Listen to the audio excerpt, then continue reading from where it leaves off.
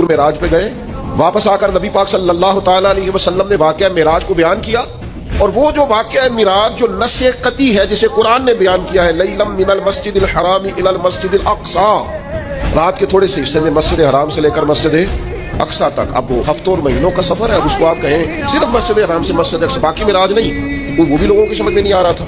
इमाम हाकिम ने सही रवायत नकल की है, सैयदा आयशा सिद्दीक़ा रज़ियल्लाहु ताला अन्हा फरमाती हैं, जब हुजूर ने वाक़या मेराज बयान किया है ना, तो बहुत सारे ऐसे लोग थे जो कलमा पढ़ते थे, मुसलमान हो चुके थे, लेकिन हुजूर का वाक़या मेराज सुनकर मुर्तद हो गए।